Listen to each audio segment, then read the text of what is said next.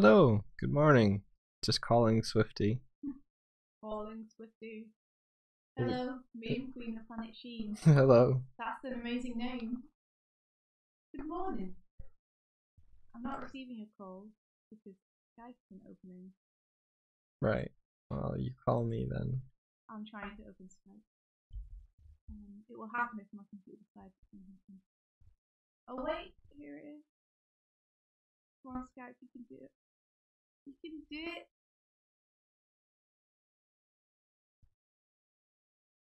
Failed. I'm calling you. Did it. There you go. There we are. Hello.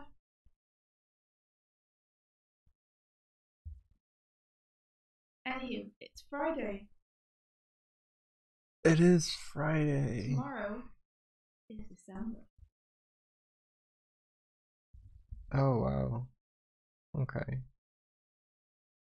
What, are you surprised it's December? Yeah. Yeah. I was like, surely we have a 31st of November, but we don't. We do not. We do not. Rolando, good morning. How you doing? Hello, Rolando.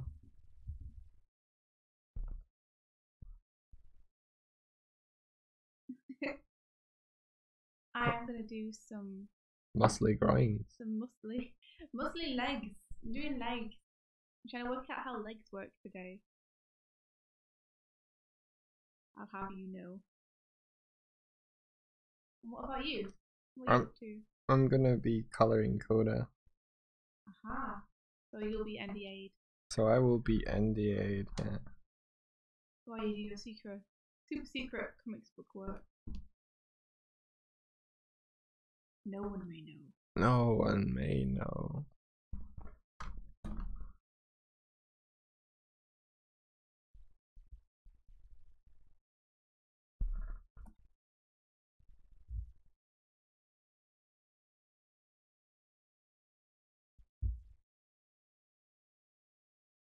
And how are you guys doing?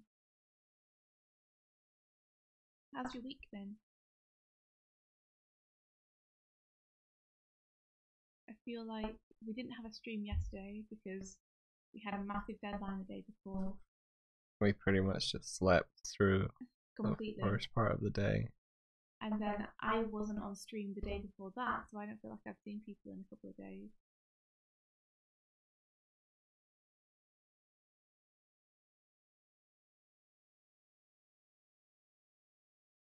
Yeah.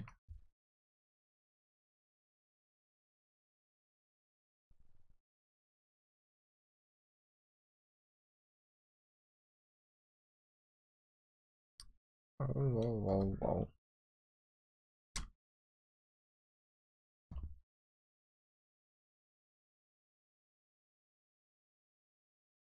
Like, they're so strange. I wonder why they have these ligaments like draped over the top of the muscles like this.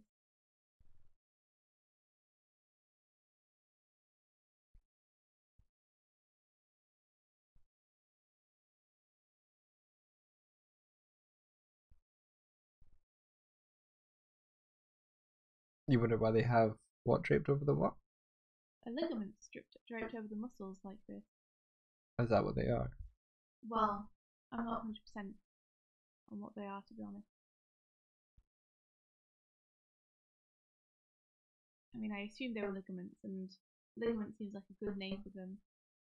But I don't know if that's what they actually are or not. Don't think they're draped over. I think they're like little elastic bands that can help you twist and turn. So cool. Humans, eh? Yeah. Pretty awesome. Yeah.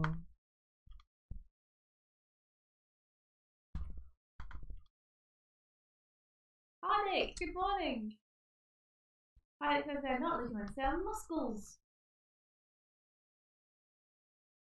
And there'll be some salty muscles from the sea.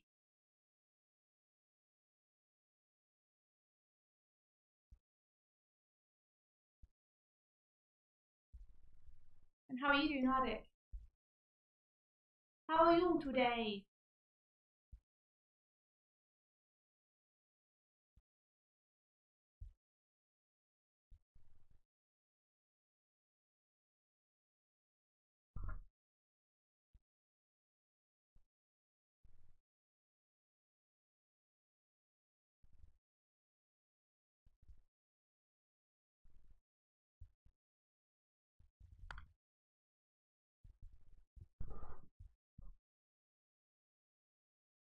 Gonna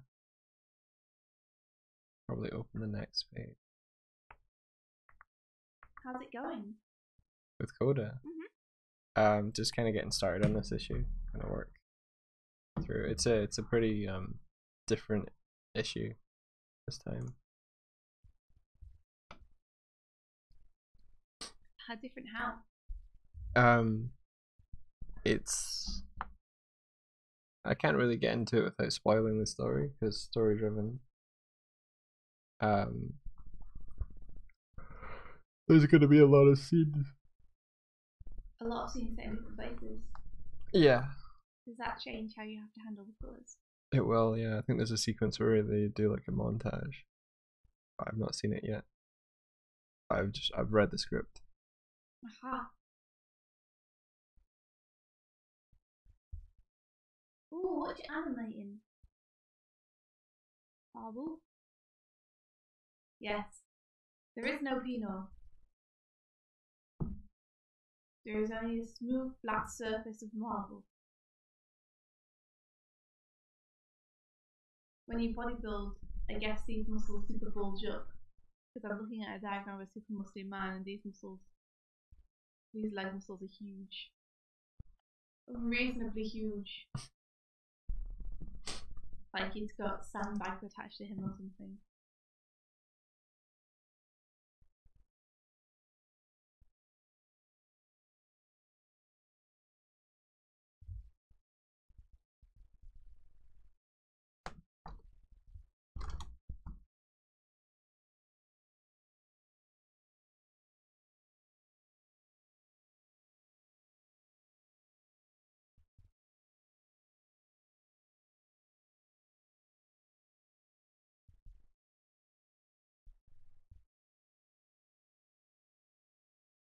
Because you don't need a Pinot to be a man. Don't need a Pinot to understand.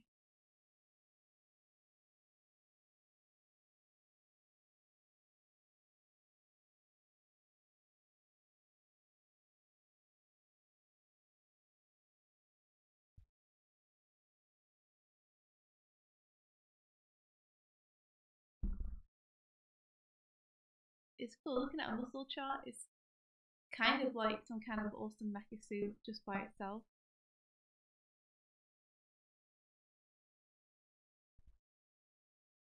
I can see why people would take this kind of muscle design and be like, we'll just exaggerate this.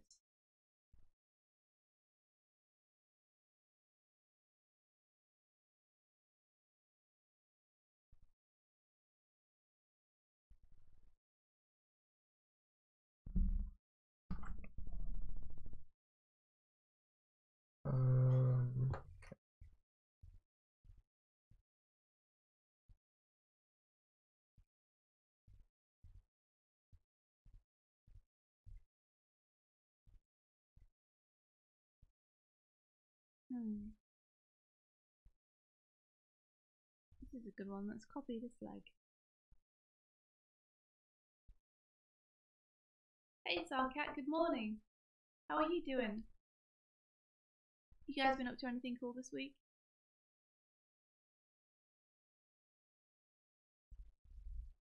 Also, Sarkat, I want to know, how long did you leave it before you took down all your Halloween decorations? And do you go all in for the festive holidays like Christmas as well?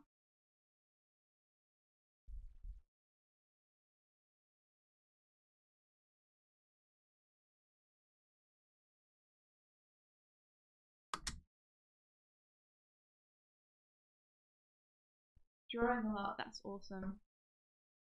It sounds like a good week.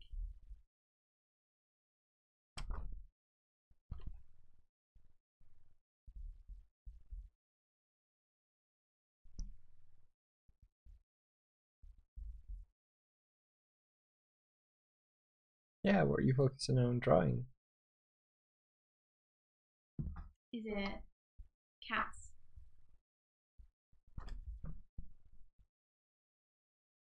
How did you been painting? Is in painting on Photoshop or Krita, or is in I broke out my watercolors? I saw her doing a bunch of film still studies and man, some life drawing. That's awesome! Like compositional studies.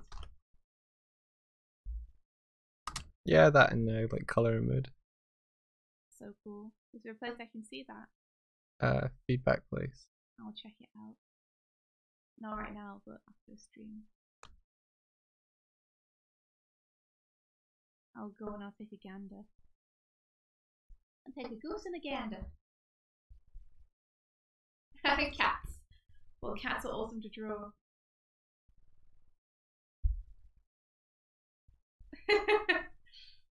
Well, it's fun.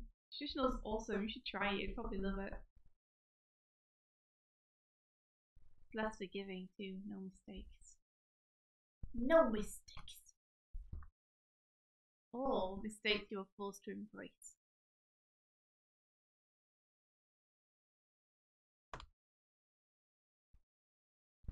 Whoa, you can draw the screen now. Welcome to the club. It's the coolest. It's overrated. It's the coolest. Mike just doesn't want to admit it. He used it and he was a convert, and then as soon as he stopped using it, he went back to being someone who would laugh at my screen. Laugh, I tell you.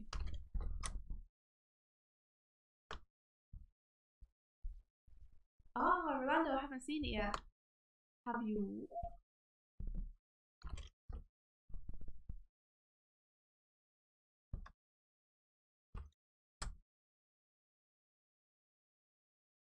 Honestly, fairy lights, best part of Christmas.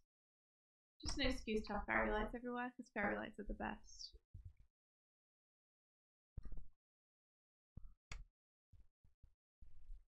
Really? I like the mince pies. Mince pies are good too, but no one can stop me from having mince pies all year round. They don't sell them all year round though. I feel like I see them all year round. Maybe I'm just crazy. Maybe you're just crazy. But there's something about having it go super dark super early, and then having your little lights on when it's cold and dark outside. It's a good feeling. Feel like you've made yourself a little nest of magic and wonder and warmth. Yeah, I guess. Yeah, it's I'm nice also seeing. a bit suspicious of it. It's nice seeing like public places where they've got really nice light displays. That kind of changes the atmosphere and mood of a place.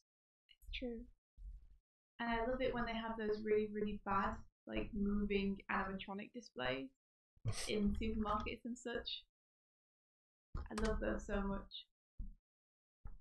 Where for Christmas they will have like a tower of snowmen all moving really jerkily with like this white sparkly fake snow. Yeah. It's strange how you can get like really nice warm feeling decorations and then it can go super tacky really fast. Like really fast. Yeah, Rolando, have you seen Wreck-It Ralph 2?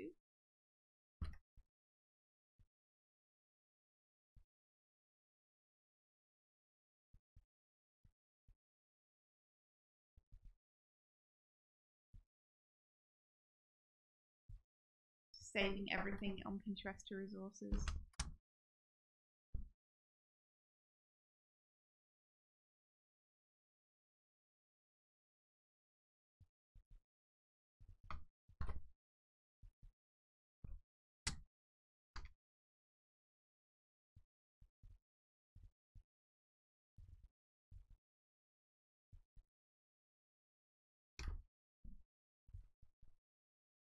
The fall of the leg is so cool. You have.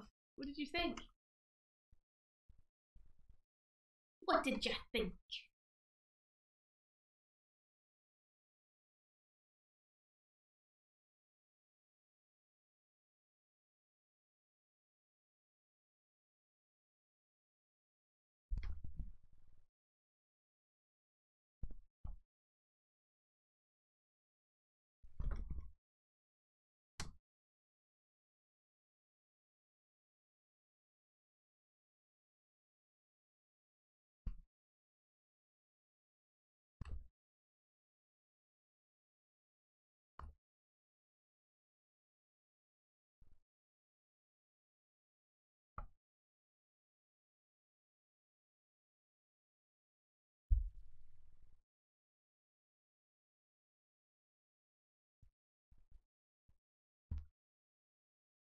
Really wholesome move. 8.5 out of 10. That's a high rating.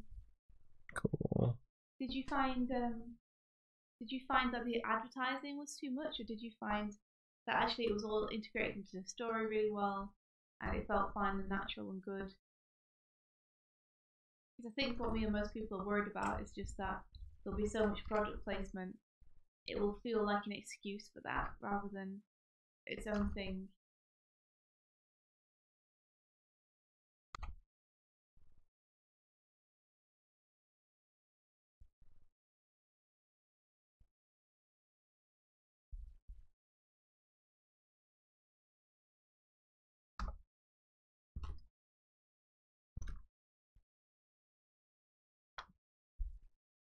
It was well integrated.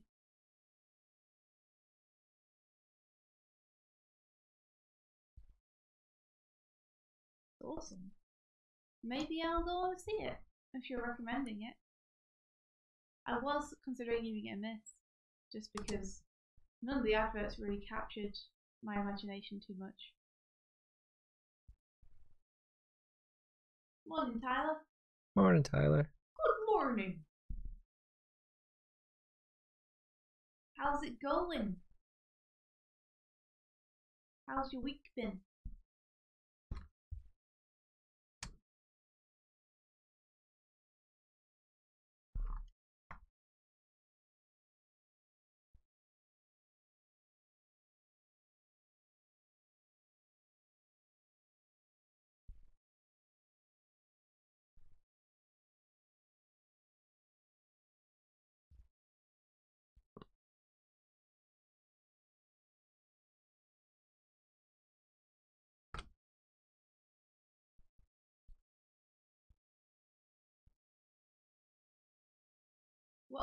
What's a poinsettia? Am I saying that really badly as well? Poinsettia.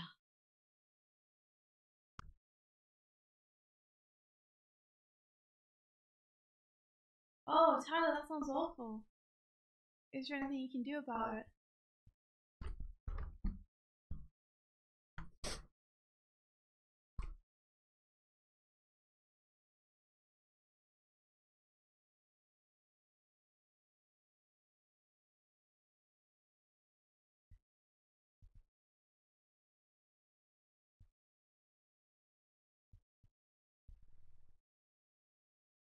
Oh yeah, your 2 Sonic shots. You're so fast, man.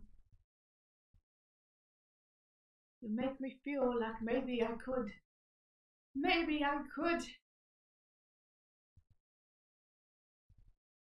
I'll still leave it though. I'll leave it until I know for sure.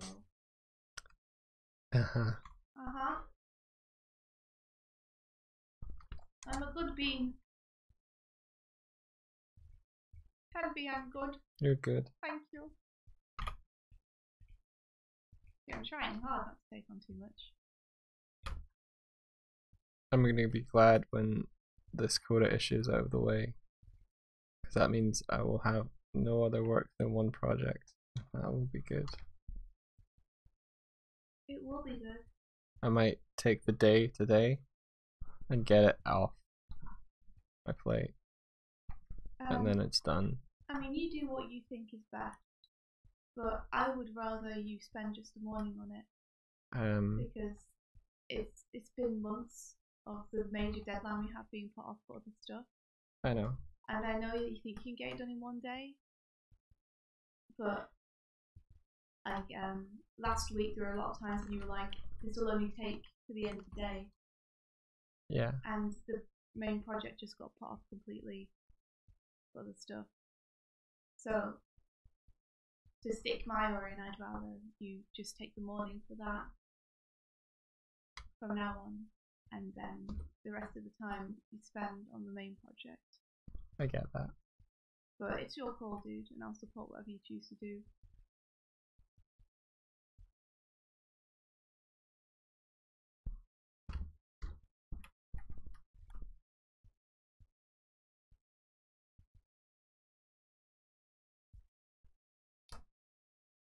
Managing projects is difficult. This is what comes of having too much stuff on your plate. Because unfortunately, things always seem to expand to fill the time. Yeah.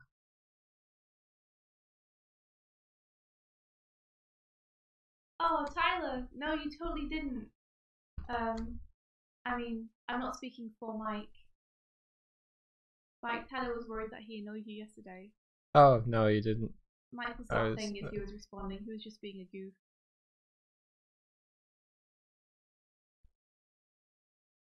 He wasn't trying to be serious or anything. No, it was more like, it was the last point in your thing of like, it's a 2 to 3 month thing, so it shouldn't be intrusive. And I'm like, you have no idea how busy I am. Like this next month, it's the month. is crunch month, and then the months after that is month. Yeah. I don't want to take on anything else at all, ever. I'm done. You're tiring. This is it.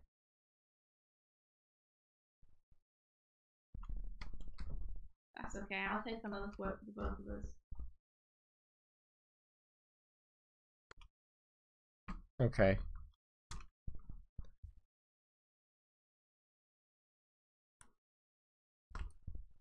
Yeah, no worries, Mike has dry humour.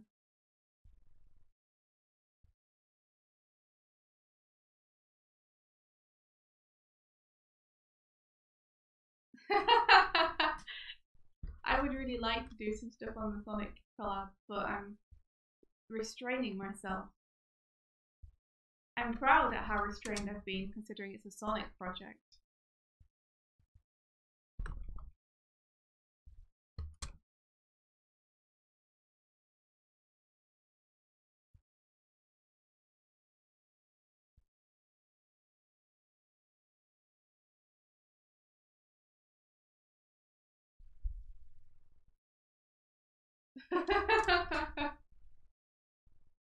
Ah, the old windmill arm trick. The move of the masters.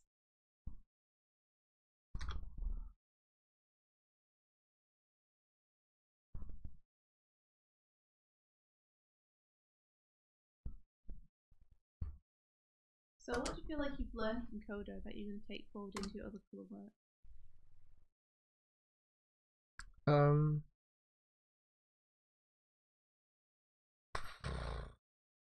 How you can use texture to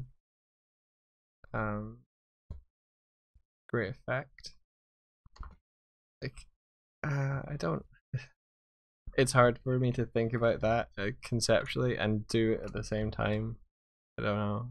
I think I'm just kind of I'm in kind of do it fast mode, so I'm reluctant to try and think that way because it'll slow me down. Okay. Hey man, I ain't trying to slow you down. I was just trying to reflect. One of the guiding lights on it, Adia says, is to try and do something unexpected. That's cool. And Marius doesn't put a lot of emphasis on consistency. So much more about feeling. yeah. And in terms of consistency, do you mean characters or locations? I mean, color consistency throughout. Like characters will actively change colors if they need to. Right.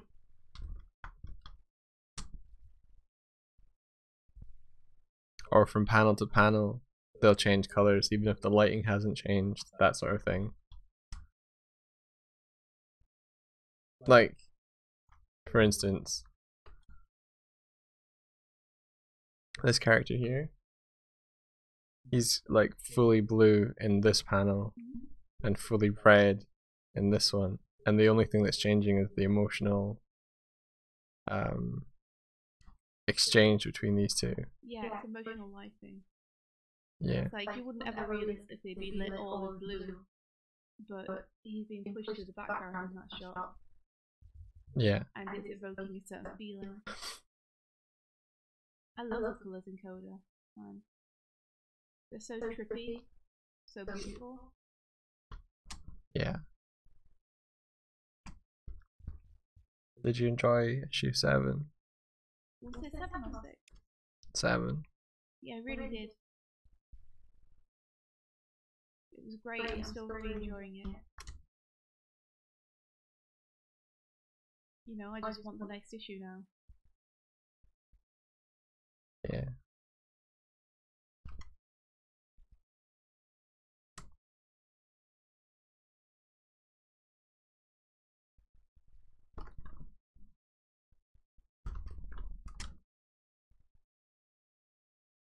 I think that's important, not just in colour but in art in general. It's great when someone can replicate something extremely realistically, and I'm always floored by the skill of people who can draw or paint very realistically, because that's a beautiful thing and an amazing thing in itself. But I often find myself connecting more to the pieces where they've skewed and distorted things in order to sell the point better.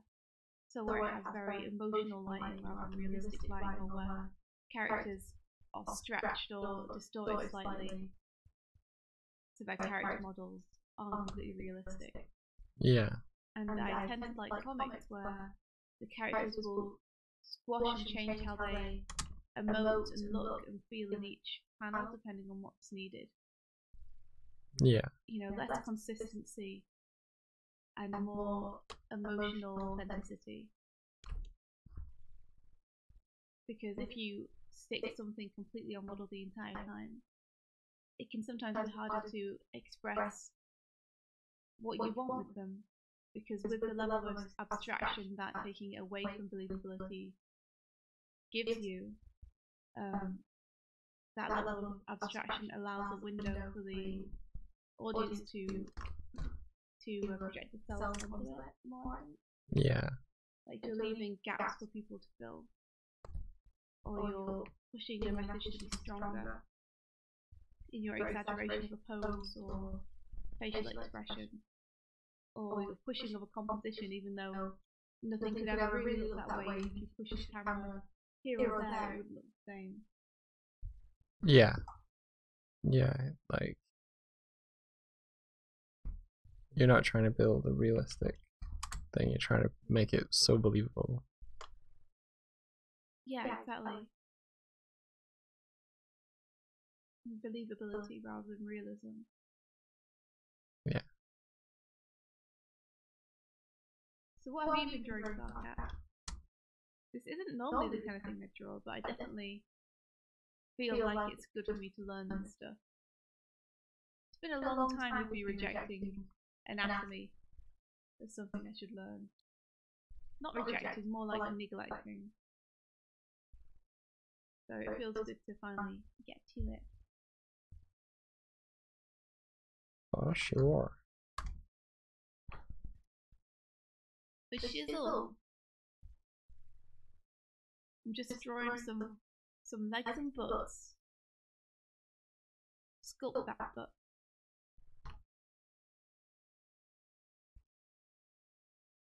It's interesting, butts aren't really the shape that you think butts are, or that I think butts are. No? They're much less round and much more kind of oblong.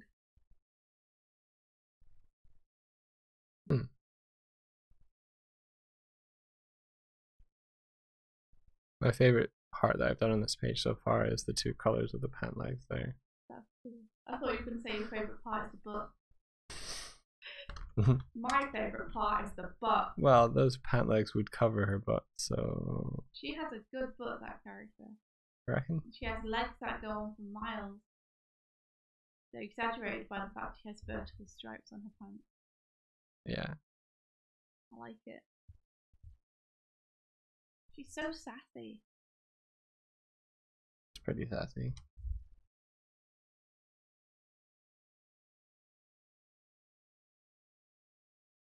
Well, to be fair, Emma, you seem like you have a pretty good grasp on anatomy already. A firm grasp on anatomy.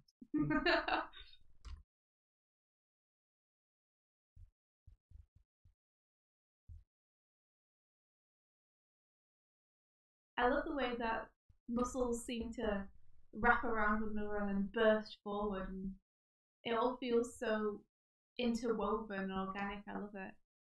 Like these shapes, you can totally see how someone could really kind of meld these together and twist these and turn these around one another. Like some very skilled artists do with their anatomy, where they really make it flow. I hope that one day I can get to do that. James Woods is really good at that. Yeah? Yeah. He's a character designer. I think he's at Disney or somewhere. He's somewhere. But his style is super fluid and flowing.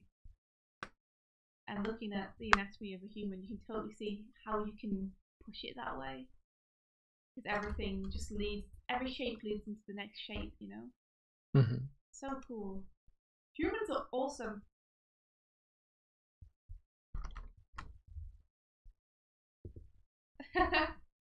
You're very good at hiding your lack of knowledge if there is one. You always look like you know what you're doing. And your anatomy is always super sound.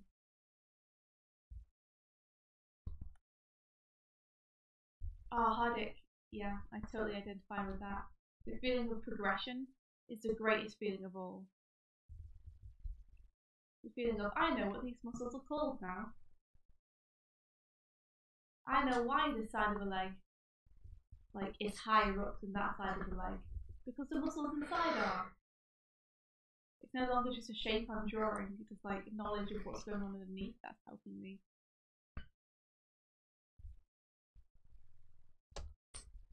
It's the best. We should do a study group with you sometime, Emma, and we'll teach you the joys of learning. And we'll bring cheesy snacks.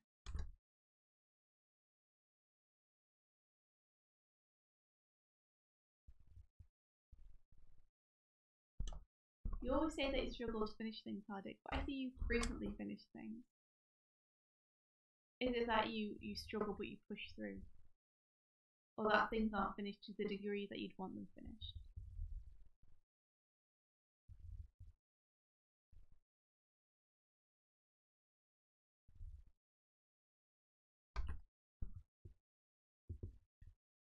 Awesome. Study time is a go. Cool. I would like to do more study groups with the ABC Discord as well. So in the new year, see if we can't get our study on. It'd be nice to do a few more movie nights as well. Yeah, that's a good plan. Yeah, it is.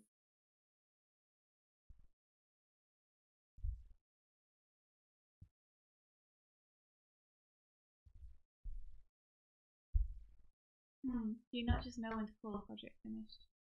I think sometimes you can feel like you've learned what you wanted to learn from doing something, but then there's a dissatisfaction of, should I just leave this now then? And not ink it or colour it or anything, and just call it study and done? Or should I really push this through to completion? because it would be amazing to push it through to completion, and it'd be great to polish something and then post up something super finished. But on the other hand, I could be doing a whole new study in the time it would take me to do that. That's often my problem. And Hardic screaming, "Get out of my head."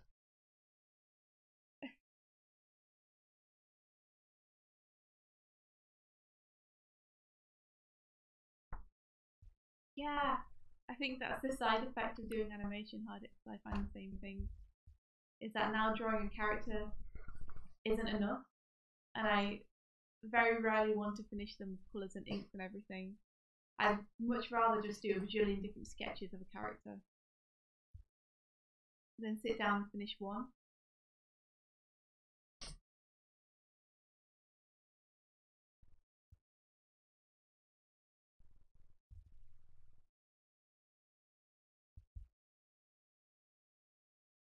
One frame master race.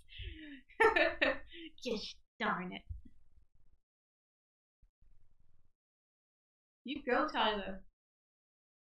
You go animate that entire thing by yourself. I bet she's really happy that she's able to give shots to someone who will get them back quickly, though. Because I think that is not the usual thing in collabs. Normally you have to chase someone up for months to try and get them to give you anything back.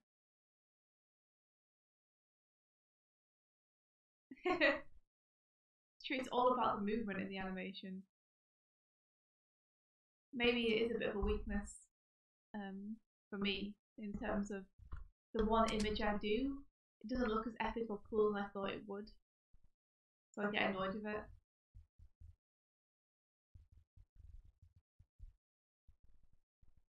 Because I would like to do some really like show-stopping illustrations. We could then sell them as prints. Yeah. But I have to do some show-stopping illustrations for that to happen. So, you know, that includes a lot of stuff. A lot of storytelling in one image. And brevity is never something that I've been strong with. Yeah. Even in my comics, like, I have a bajillion panels a page because I don't know how to say anything with just one or two images. That's not true. Animate the comic. That's not true. You can say some striking things in one image. You just have a lot of striking things per page. Well, that's real nice of you, thank you. But I feel like it is a bit of a crutch that I lean on, having multiple images to say something. And maybe I'd be stronger if I forced myself to do some single illustrations. You know? Strong. Strong.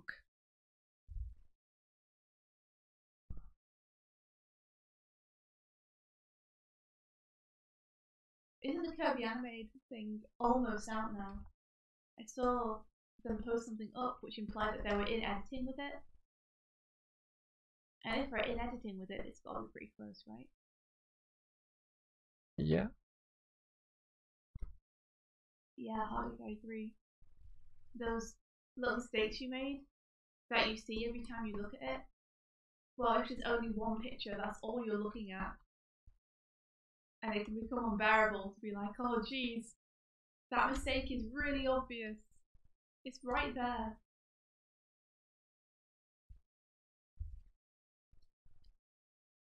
This page of legs, lovely legs. Everywhere legs. Did you bring your everywhere legs? You better not just have brought your kitchen legs. Because we're going to go multiple rooms in the house. Put on your everywhere legs, lads.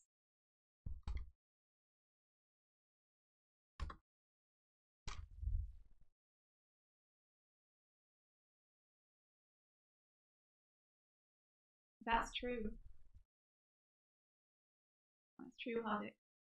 Is someone doesn't have to be the strongest at drawing to be able to create beautiful motion and beautiful emotion.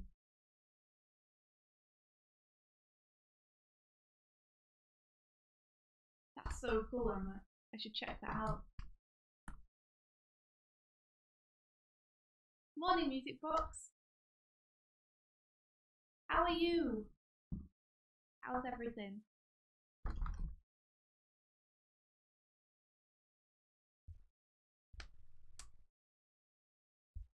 I think that's partially why rough animation looks so good. Like his drawings might not be great, but the feeling and flow of it is all there. And often I find when I go in and try and make the drawings pretty, I lose a lot of that energy. Trying to capture that energy in one drawing too is really difficult. Trying to capture movement and flow in a way where it feels alive.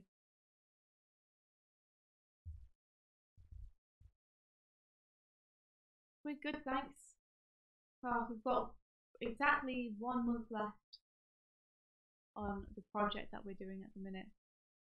So we're coming into the final stretch. The final countdown. It's scary, but I'm so excited. Also, did you guys see that amazing Game Grumps animated and the new Ninja Sex Party video yesterday? We were so spoiled with animation yesterday. Yeah, it's fucking awesome.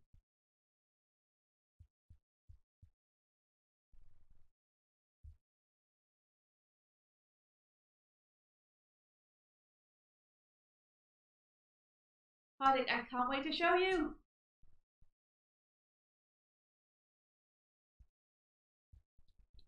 The team has been like really pulling it out of their socks. But it's beautiful. It's not even smelly. It's great. It's not. I'm like, how did you pull that out of your sock? And it's like, it smells like roses. And they're like, guess I just got some good feet. This started as a good metaphor for the work, and it's descended into nonsense. What I'm trying to say is that the team is real good. Everyone's doing really cool work. I'm very honoured to be working with such great artists.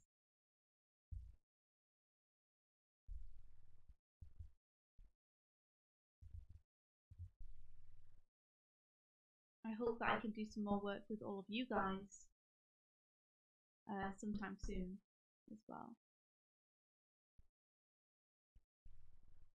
Because you're all super skilled and awesome. It's all cool. Oh, that reminds me. It reminds you of what? It reminds me of butterflies. No, it reminds me that the challenge for this week was Imaishi. And I generally switch over the challenge every Friday. So I'm thinking to switch the ABC challenge over today. Right. It's Friday. But I was thinking that rather than switch it to J, which is next, HIJ, yeah. Rather than switch it to J, I would change the ABC challenge to I again. Because I was thinking how cool the challenge ice skating would be. Gotcha. And how I should totally do that. And I was like, well, I'll just do another I week. So the challenge for this week is ice skating. Ice skating drawings, ice skating studies, ice skating animations. You can take your pick. So that's the challenge for this week.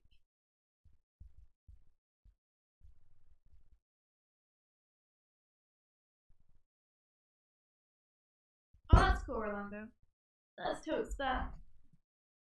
I liked it. I enjoyed the message about self-love, about asking yourself questions, finding other people with similar interests to you, and being kind to yourself. I think one of the things I like most about it is because I'm so used to every single Game Grumps animated being comedic, it was nice to see the animator reflect and celebrate a side of the Grumps which is slightly more genuine and serious, and I guess introspective. Because one of the things I really like about the Grumps, one of the reasons that I watch them over other YouTubers, is that I love those times where they have real talks, and I really respect their philosophies in how they deal with each other people in the world, themselves. They seem like genuinely cool, nice people, and I really like it when they are self-reflective. And so seeing that reflected and celebrated in animation rather than seeing the derpier part celebrated, which I've seen a bajillion times, was really nice for me because it was like, yeah, this is one of the reasons I love and watch the Grumps. It's because of this kind of stuff. Yeah. And it's not normally put into the limelight. Yeah, it's kind of the undertone of everything, but it's like it's nice to see someone push it forward. Like the persona that Aaron puts across in a lot of what he does is a persona, but it felt like tapping into something that was more honest. Yeah, and they do that every now and then. And I always really enjoy it when they do. It's a nice break, you know, it's a palate cleanser between them making fart jokes or like laughing at what's happening on screen and making like funny quips about it. You get these breaks in between where they talk about things they've been through, things they've learned from just living. Yeah. And Starcat, thank you so much for staying up to watch a stream. That's super cool of you. We hope you're not too tired though. And I was laughing because I saw Tyler say that he finished the Imaishi one, but he thinks he deleted it. That's fine. You still did it, which is cool. But I'm sorry that you may have accidentally deleted it. The butt talks are the best, Hardick.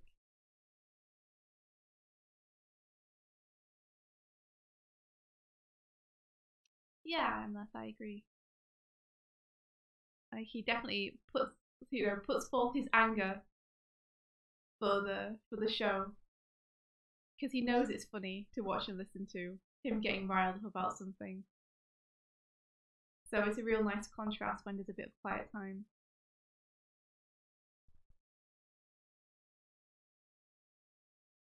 And it's refreshing because a lot of the other people I see doing Let's Plays are pretty much on and screaming all the time.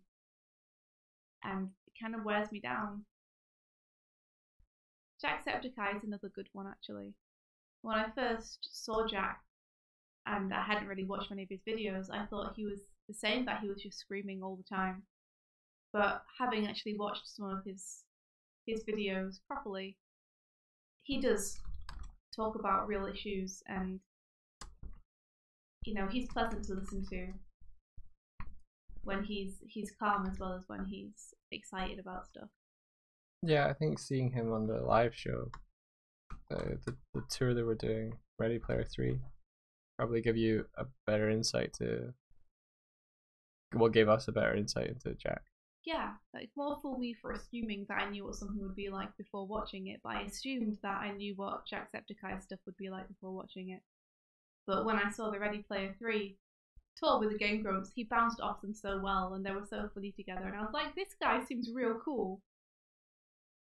And a lot of people in the audience were saying in the Q&A how much they really liked his stuff, so I was like, I should check this out. And I did, and I was like, well, this is pretty great. I'm glad that I watched it properly and put my presumptions aside.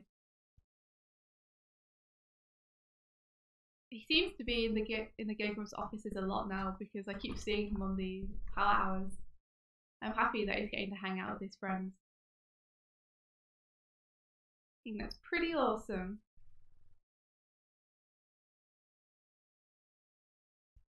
Sarkat, we've been too busy to play the end of Deltarune. So yeah, we're still on it. Still on it.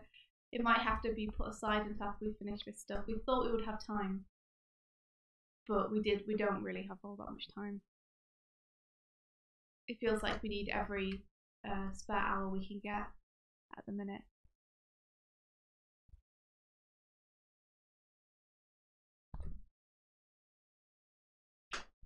So yeah, we're sorry. It's probably going to be the new year because we need to focus the next month on just getting our deadlines done. It was fun to do though while we were doing it. Like it was nice to have some time to play something, but I don't think I could justify it right now. Not unless we suddenly start getting a ton done every day.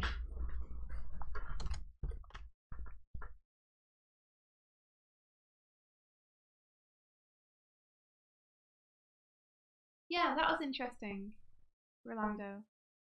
On the latest episode of Game Grumps, Aaron was saying that he was trying not to use the phrase "that's crazy" or "that's insane" anymore because apparently people feel like that might be ableist. Alright, okay. Personally, if it's offending people, I would definitely stop trying to use it for sure because, I mean, it's no hair off my back to just change the language I use a bit or to try and do that if it's going to give other people a more pleasant experience when talking to me. But I do agree with Dan's point that we're not saying, wow, that's mentally ill. Like the word crazy isn't used to refer to people or shouldn't be used to refer to people anymore because that's an insulting way to refer to any kind of mental condition. The word crazy should only really be used for situations which are kind of wild and out of control and unexpected. Interesting. So I would agree that it was ableist were it used regularly to refer to people. But because I don't think anyone should ever be referred to as crazy if they have mental issues, I couldn't see it being interpreted that way.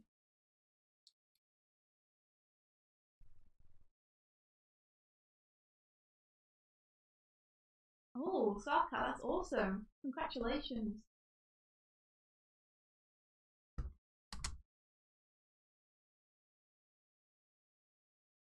Yeah, and I think, yeah, that's totally what Dan was saying too. It's like, where's the line? Is there a way to construe everything as being potentially offensive to someone?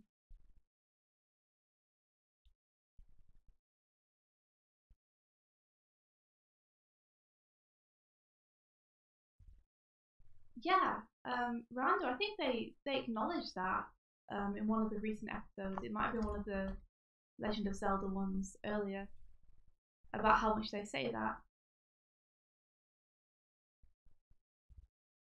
Because since you've told me about it being something that could be potentially offensive, I've also been listening for it, and you're right, they do say it a whole lot. Way more than I thought. It's interesting how just hearing a different perspective on it can open your eyes to something you didn't even realize was happening.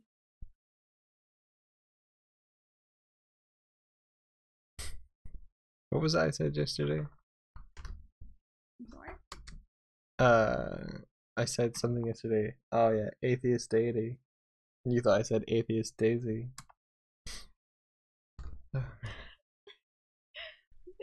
I was like, atheist Daisy, that's a strange thing to call someone.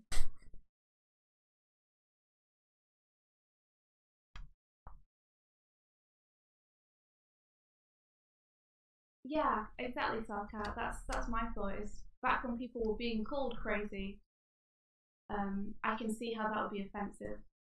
But nowadays, that's not a term that should be used for anyone with mental problems, I don't think. No.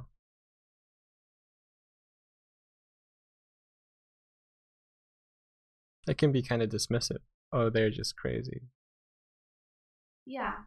I mean, the way that it would be seen, I guess, is taking a serious condition that someone has and using it in a casual, flippant way.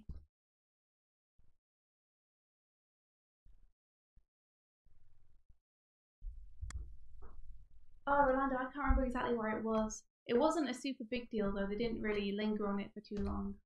But it's nice that they acknowledged it, you know?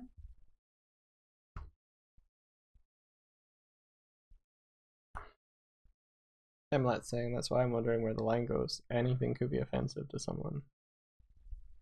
I think it's cool that they care about that.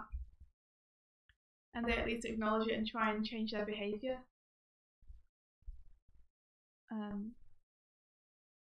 Yeah, I mean, I don't think you can necessarily blame someone if they don't know that people are offended.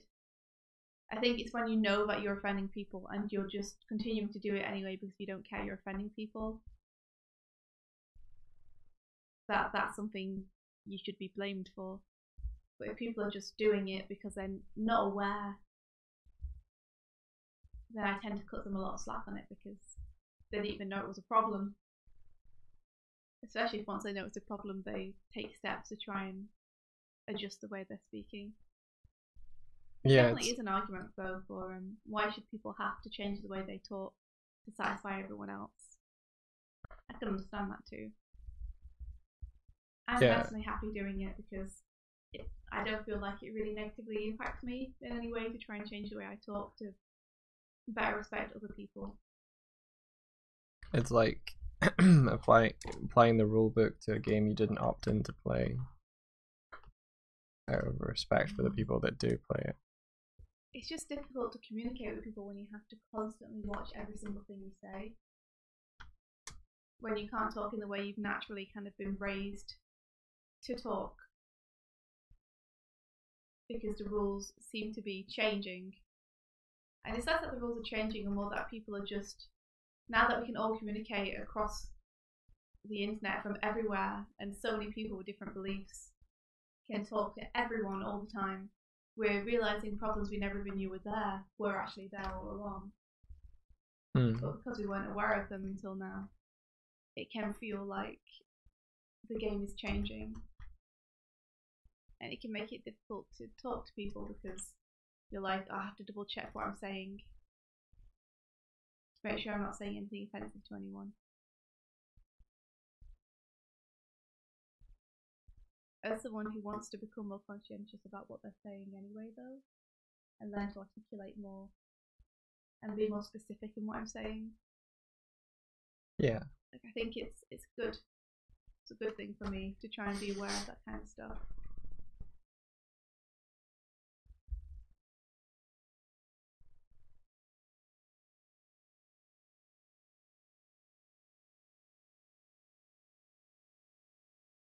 Oh, Emma, that's really interesting too. Knowing that you've had a history with those kind of problems and you've been associated with that and encountered that in your life. Because people do make jokes about that pretty constantly. Yeah.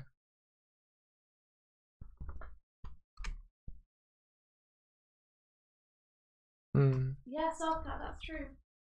I'm just going to read that out. I think that's really interesting. Softcat says it also strikes me as being like too literal, like crazy or even the word insane.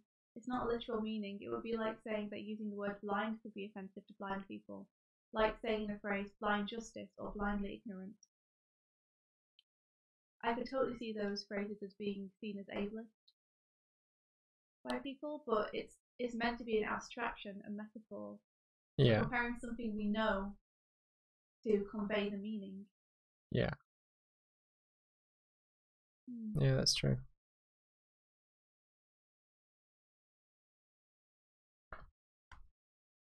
But the thing is, just as many people would not be okay with it and would be offended, as there are people like me who just think it's an abstraction and a figure of speech. So even though I might not be offended by it, other people might be offended by it.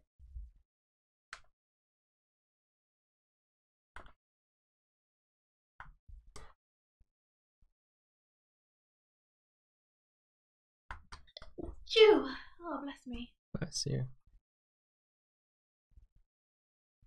What are your thoughts on it, Mike? We just did a whole thing that you sneezed and we said bless you. Yeah. Is that a religious thing? I don't think so. I think the sticking point for people is when something is used in a negative way. So since bless you is generally a positive thing and a nice thing to say to people, it doesn't tend to offend people. But if you were to use something with religious associations to insult someone, then someone religious might have a problem with that. Right. Is what I'm saying. So in the same way that being like blindly ignorant might offend a blind person because they're using blindly ignorant as an insult or a negative thing, they would feel like their condition is being associated with that negativity. Gotcha.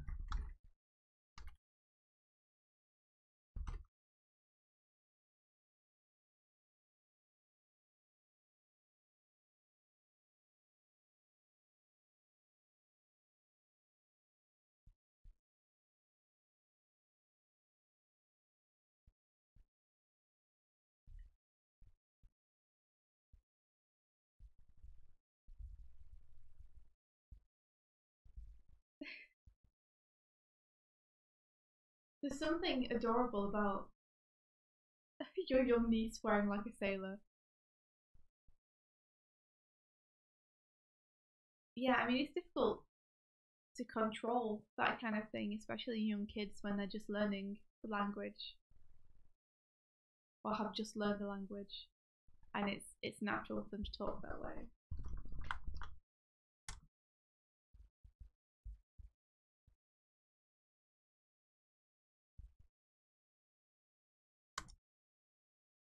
That's true. Language does evolve over time. One thing which I don't believe is that people should know all the rules from the start. I feel like sometimes with words that become offensive to people or can be seen as slurs or just as someone not understanding that it can be insulting to others, there is the feeling that that person should have known all along. And I think that's very unfair considering that language is a constantly evolving thing. You can't expect people to know from day one what they will be able to say 700 days from now. Like, it evolves with society, and it's unfair to expect everyone to know exactly how to speak in non-offensive ways and to speak in the best way for that time, way before that time comes. I think it's okay for us to learn as we're going along what the best way to speak is. You know, what works best for us as well as best for other people. Thinking that people should just know something which is such a result of society and culture. Why is standing outside a classroom a punishment? Is it the kind of feeling of awkwardness and shame if someone walks by? Like, I think so. Also, you're isolated from everyone. You have only you and your thoughts.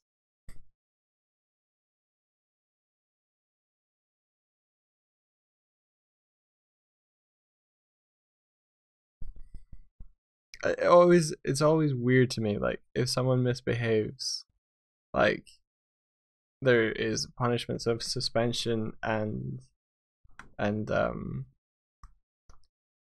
not banned, what is it, expelled from a school. Well, you're excluding people from a group, aren't you? Right. You're saying you've been chosen to this group, you're not allowed to be a part of this group anymore. Right. Either stand outside this group and not be a part of it, or be suspended from this group, or never come back to this group. Okay. You know, and if people have friends there, then being excluded from anything is never a pleasant experience. Okay. It doesn't help them though. It helps the group, I guess. Yeah. I think that's a thought, and I think the thought is also like if you're excluded from the group, you will be forced to think about what you did and why it might have been wrong, because you'll be obviously upset about being excluded from the group.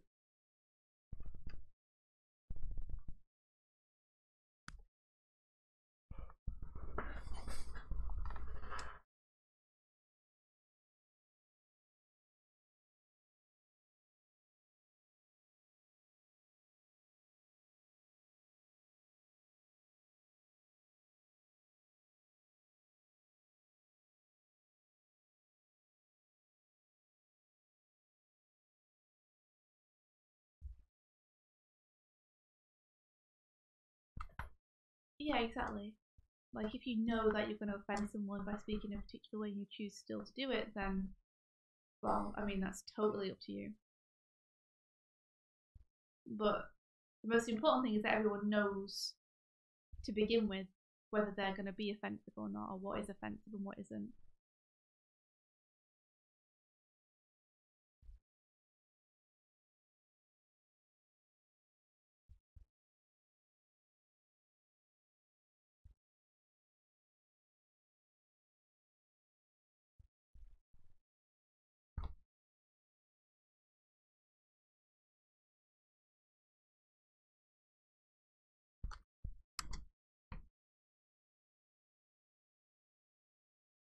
Yeah, that's true, Sarkat. I'd say a lot of it is intention as well. Like, if there is no malicious intention behind a word, saying that word is offensive, is, I think, a little bit less clear cut than people might think.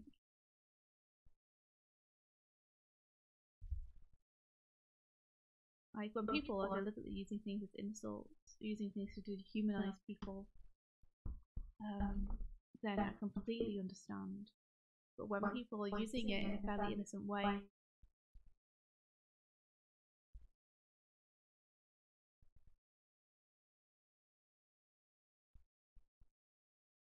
think the intention means a lot. It's hard to police context and intent, though. Oh, I don't think intent is something that can be policed. If people want to hurt people, then that's what they want to do. No, what I mean is, if you're gonna set up rules for something, you don't want to have a whole bunch of sub-laws of like, but it can be used in this context and this context and this context. Yeah. So like that's why things are like, this is a bad word, don't say the bad word. You mean that's why we're dealing in absolutes? Yeah.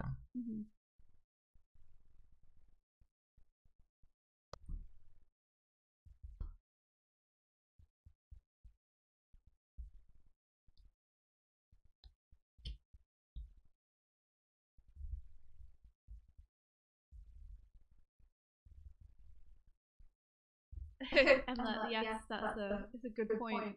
If you teach kids the history of the N-word, all the pain and suffering associated with it, and they still choose to use it, then they deserve all the shit coming their way. Yeah. Yeah, I agree. If you're knowingly hurting others or disregarding the fact that you're hurting others, like it doesn't matter, then you're an a-hole.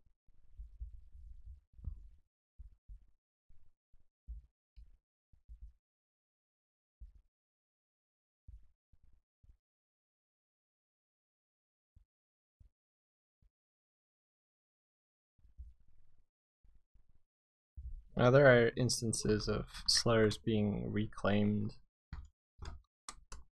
and owned.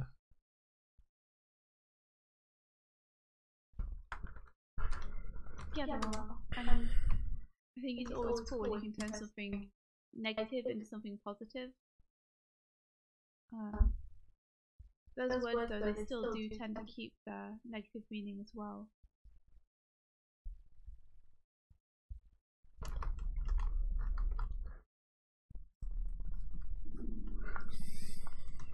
Also true, Tyler.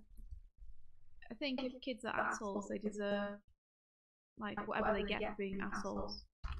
But I do also believe that you can change.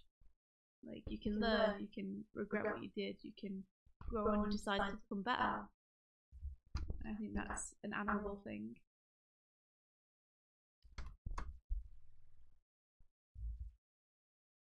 Oh, Tyler, that's awesome.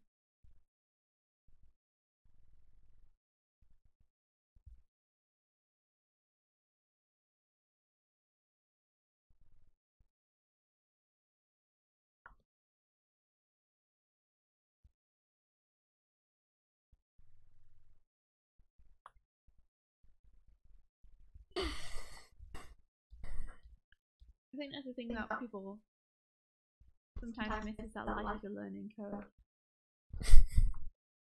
And people are learning all the way through life from their experiences. Yeah. Like, people are changing and evolving all the time. No one is born perfect. We're all just working at ourselves and trying to become better people.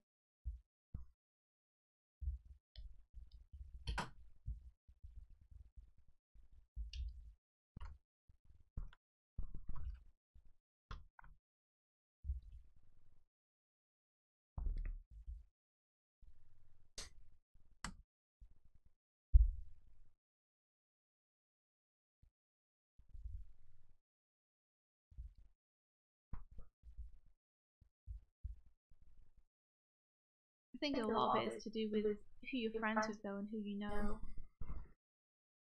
Like your peer groups. Yeah. Like people who grew up in extremely like conservative, white, all white environments, are far more likely to say things which will be offensive to people of different ethnicities than someone who's grown up around different ethnicities and spent day to day with them. Because just knowing that, like, everyone is a person, everyone's awesome, everyone is like can be potentially offended by things, and knowing what those things are and seeing the effect it has on them firsthand. You don't want to hurt a friend. I think it's important for people to have a range of experiences with a range of different people for them to understand. Yeah, I agree. Like when people are raised in a vacuum, that can be a real problem. When they just have one ideology pushed towards them and are not exposed to anything else. You want to have a range of experiences so you can judge for yourself what path you want to follow,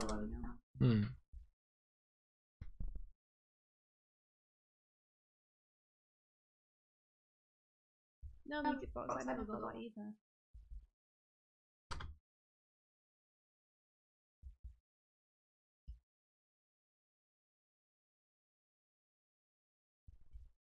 I think it comes down to external perception of a condition that you're not familiar with. You could form the opinion that someone who's autistic is impaired in some way, and therefore it's like seen as lesser. It's not true, of course, but you find that with a lot of medical conditions, don't you? Or psychological conditions as well. Like people still use. Like, I don't even like saying it because I find it really insensitive. But people still use retard as an insult or retarded. Yeah, it's a similar vein. Yeah, it's not great.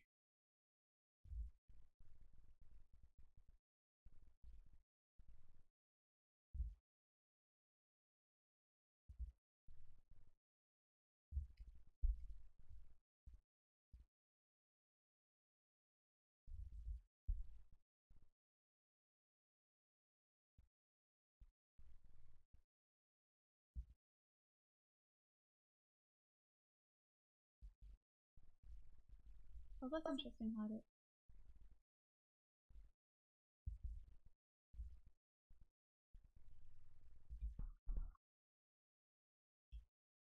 That to you it was very clear why you were doing it, but to them they had no idea.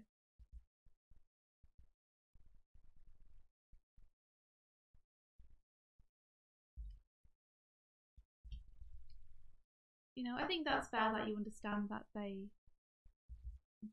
do not understand what's going on with you, and it's not fair for you to expect people to know straight off the bat. But I also think that people should make an effort to try and be sensitive to others. Yeah. 9 times out of 10 it isn't about you, it's about them. That's true. Yeah. That's definitely one thing that I feel like I've learned through life. Is like you spend so much of your life worrying what other people think of you. And the simple fact is that people don't really spend their time thinking about you. People are too busy thinking about themselves and how other people are probably thinking about them.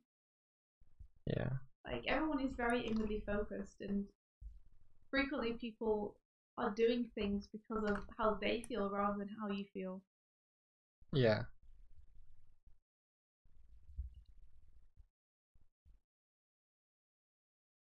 Unless, of course, it's something you've actively done, and then it switches because your action has actively affected them. Yeah, but even then they're reacting because of themselves, because of how they feel.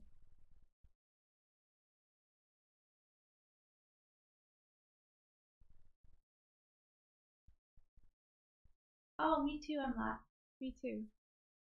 I feel like just doing this YouTube stream and chatting to you all has taught me so much. I also feel like I was very ignorant about that kind of stuff. About all kinds of different things.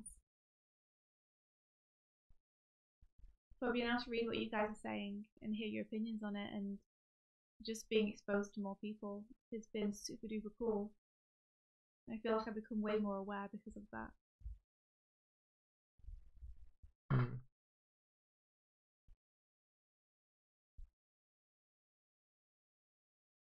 Tolerance is such a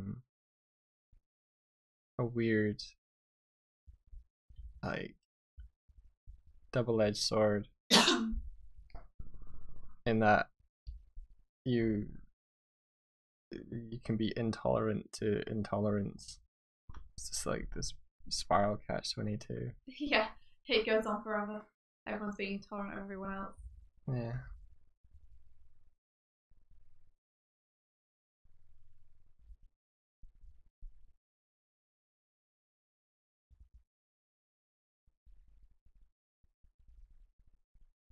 Oh, don't worry, Tyler. No worries at all.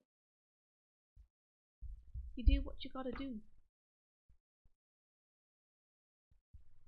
I'm also really sorry to hear that your family's had a hard time.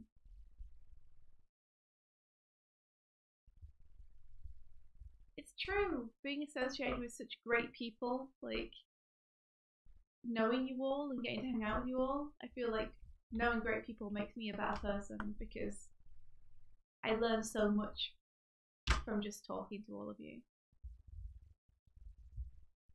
I feel like when you're stuck in a place with a ton of people who are very aggressive or very inflexible in their thinking, it can push you to be similar or stop you from exploring new ideas. But being with a bunch of people who are so accepting and kind and caring and just awesome and different from one another and from everyone else I've met is like just amazing and so cool.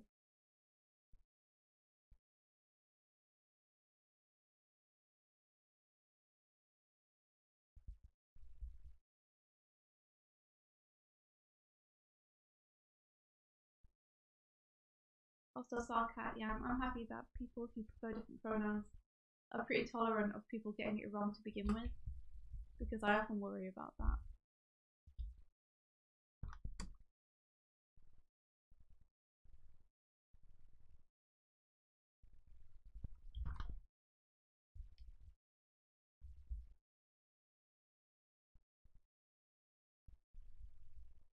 Bear fetishes are the best fetishes.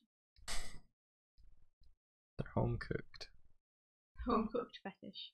Yeah.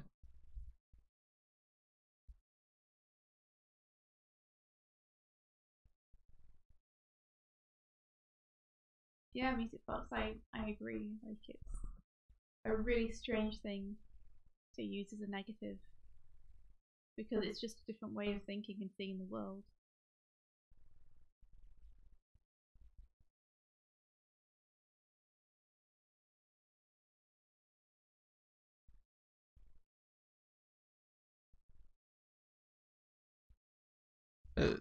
I can see the logic to it. I just don't think it's acceptable. So to me, when you say it's weird that people do that, it's like it's not. It's just not really. That's not cool. What's not weird about it to you? Like, why do you think that way? Why do I not think, like, as Tyler said, he doesn't want to be around for the conversation, so I'm not sure I should go into it. Yeah, fair enough. I'm just asking you after the stream. I'm just curious as to your outlook on it.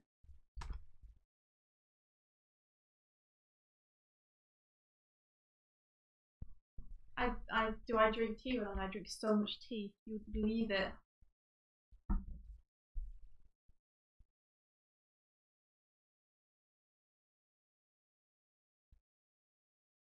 Oh, Hardiff, I'm sorry to hear that things at home are still shaky.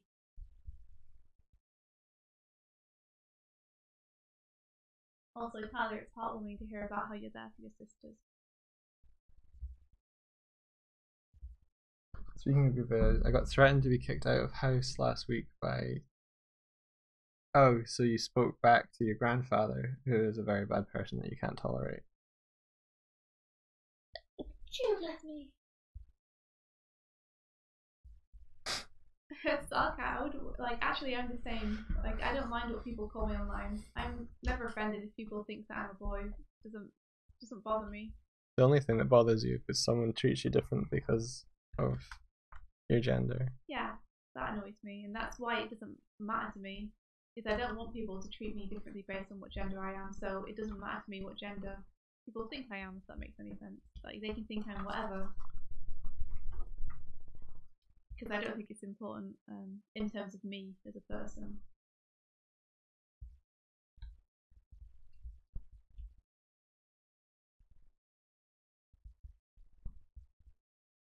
Everyone wants tea now.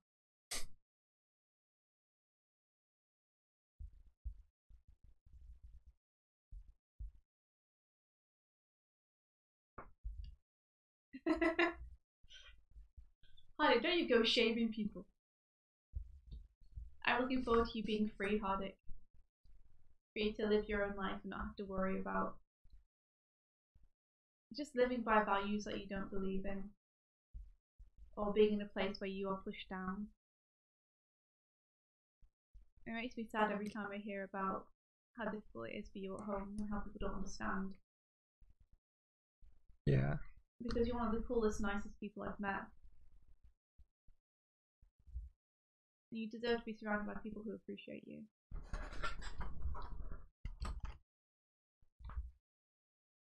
Sup, homie. Sup, homie.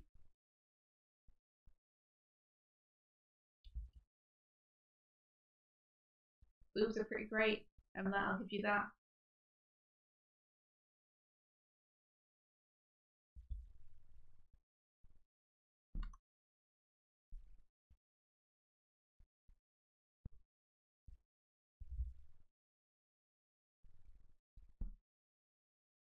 Yeah, let's go do skateboards.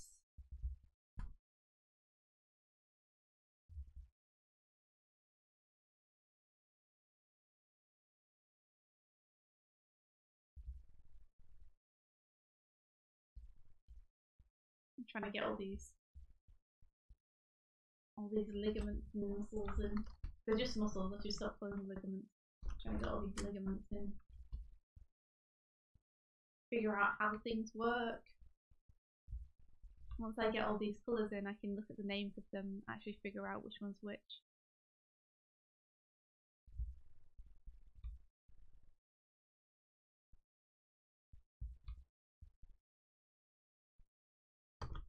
And that when I first met you, I thought you were a girl. I think because you had Brooke as your Discord picture. And for some reason, like, I know it's stupid, but I just assumed because you had a female in your profile picture, you must be female. That's not gonna fly online. I know, especially in a forum full of, like, artists and animators, where we all have, like, a bajillion characters. I'm a bear. You're a bear.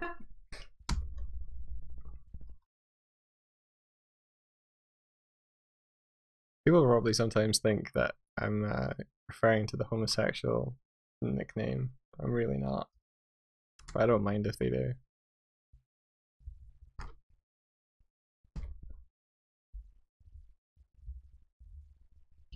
Just because you look like a cute girl.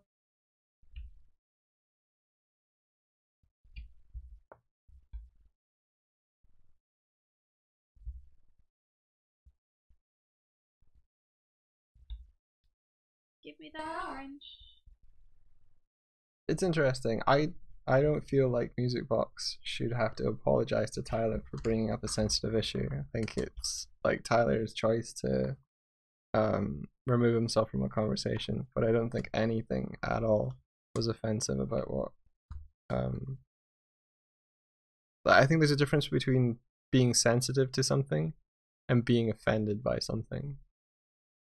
And I think if you're sensitive to it, then you control your behavior in reaction to it.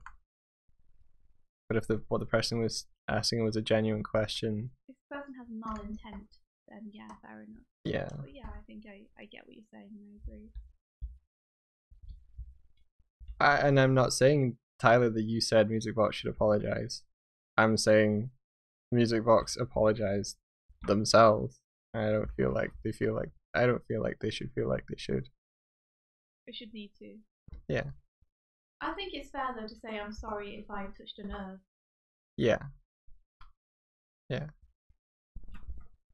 You know, because you can be sorry that you have caused someone, you know, emotional pain. Yeah. I think it's a nice thing to say. Okay, yeah, on that sense. Yeah. And like, do you get flirted with a lot by guys online?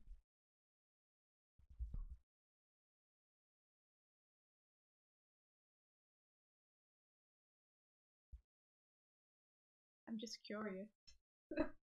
I want to know.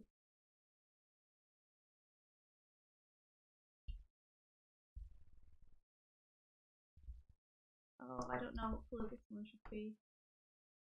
I think I met Emlet very early on in like a Kevin stream audio, and so I didn't get the misconception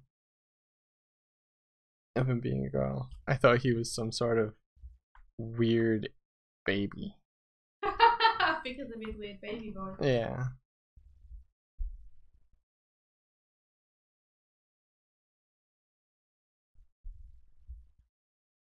That's beautiful, man.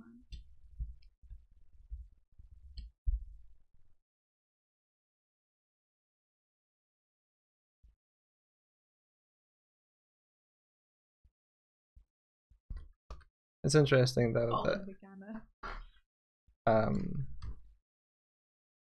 like Tyler left for a few minutes because he doesn't want to hear the stigma around the topic. But I don't think there was. Yeah, I guess there was a discussion about the stigma. Ha ha ha.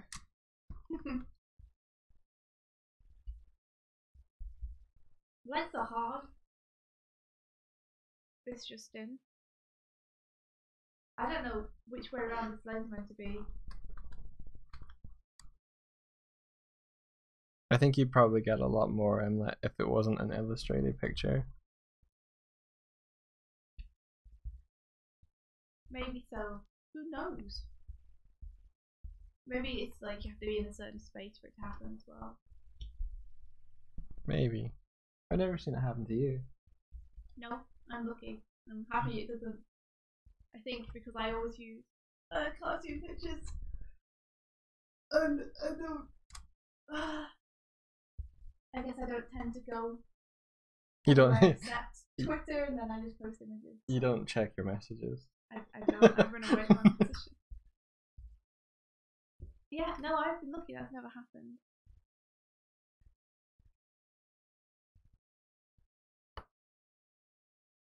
Like, I'd just laugh it off if it did happen, but still, it's nice not to have to be like bothered by that kind of stuff. Shapeshifting would be cool. That would be amazing, Starcat. I've always thought about how fun it would be to have a penis. And I'm jealous of you guys for having one. Because I just think it looks fun. I mean, when you're a girl, everything is like inside. There's not much to like swing around or have fun with. But when you're a guy, you can do the windmill. You know, it changes shape. Sometimes it's flops and sometimes it's knots. Yeah. And if I was growing up with a peen, I would totally be like sticking it in everything because all toilet rolls and tubing is an opportunity for me to poke my peen inside. or hang things off it, or hook things around it. It's just so much fun. And I feel like it's an opportunity that I wouldn't miss if I had a penis to experiment with various festoons over it, which I could find. Like, I would have so much fun if I had a penis for a day. It would be amazing. I would be intolerable though, because I would just be screaming about it and like running around and I know. swinging it at things. So you'd be swinging at the closest possible person. I would not look forward to a day like that. I could duel with you, Mike. It would be great.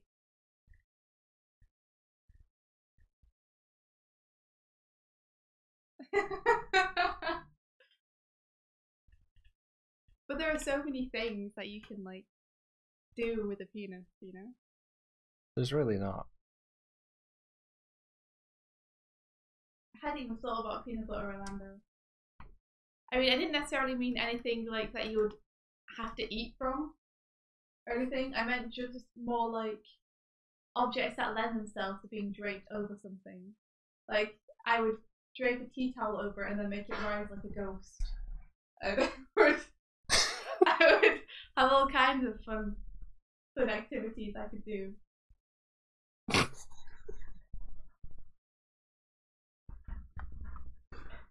As Orlando is saying, they're sensitive. Like you're like, I would hit it off things. Like you really wouldn't. Yeah, you see, that's the thing is I don't understand because I don't have one, so it's kind of difficult to know what it would feel like. To me, I always imagined that when it's kind of stiff, it would then also be kind of numbish. I don't know. Why would you think it'd be numb? I don't know. Like it just because it would be rigid and I don't know, more like a plank of wood or something. I don't know what it feels like. I don't have one. Why would it be? I don't know. Why would it be more numb in that context? Think about that for a second. I don't know. I don't know, but it's like if I ever like hit my hand off something and my finger swells up, then my finger is like goes weirdly numb. Yeah, well that's after you hit it. Yeah, but it's swollen up. So I guess I just attributed the same kind of weird numb feeling. I don't think your fingers are meant to swell up though. Oh no, they're not meant to swell up. I'm saying that the swelling is what I associate with the numbness. You've done the tea towel thing! Oh Tyler, I'm so jealous. That sounds like so much fun. Like, I can't do anything. There's nothing there to hang things off.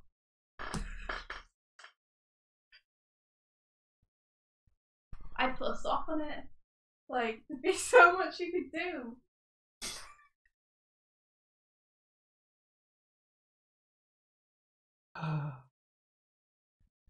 Yeah, I want to experience Morning Wood as well. That sounds like awkward and fun times. It would be a great novelty for me. I would very much enjoy. So yeah, I agree. I think being able to fluidly change between genders would be an awesome thing. If we could just shapeshift, I would be way into that. Because then you could do it any time too. You could just be like, well, I'm gonna grow a penis now. Because the next part of my life requires me to have one. Yep. There's a tea towel over there. It's time.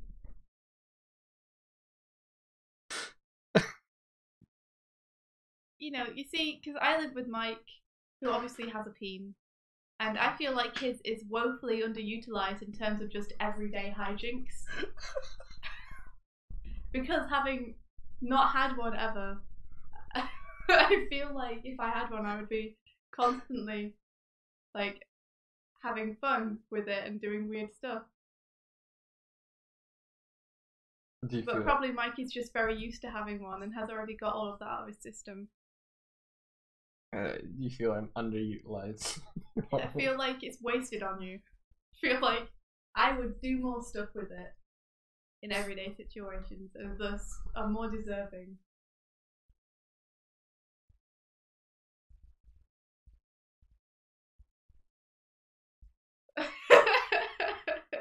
You can quote me, Emma, that's fine. It's not fun. Oh. I'm sorry to hear that the morning wood has traumatized you. I can see why it would be a problem. Yeah, I can see why the need for pancakes and the knowledge that your mum is like saying come downstairs now, and that if you did, you would have extra limbs would be a problem. That's another thing. I mean, I won't linger on the subject much more. But Tyler, peeing looks really fun as a guy because you can aim everywhere. It's great, you can aim. It's not just I sit down and it happens.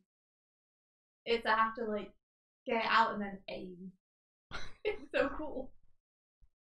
It looks fun. Anyway, the end. I'm finding it very hard to breathe right now. It's the thought of me with a peeing too hot. It just sound ridiculous. You don't know my dreams, man. Everyone knows your dreams now. Guess so. I think they're good dreams. You shouldn't make fun of them. I think you two are irresponsible to have one. I'm too irresponsible. Yeah, well, I need a permit. A lot of those behaviors you would be able to do in public. No, I wouldn't try to do them in public though. This would be strictly India time.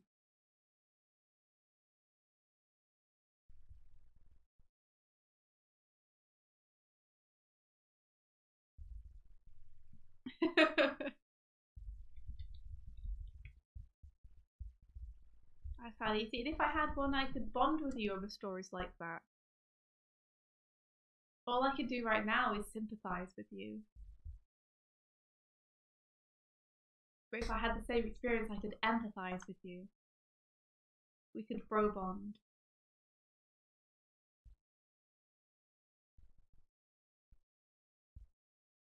They sell adapters.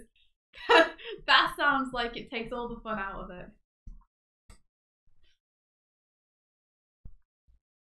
That sounds like it would be difficult to use. I don't want anything I have to maintain to clean afterwards and learn to use. I want the built-in tap. You have to clean and maintain that one too. Well, yeah, but it's cleaned with me having a shower, and yeah. It's not a separate thing I have to do after every toilet visit. So an adapter is a no-no for me. I'll just have to dream of what I would do were things different.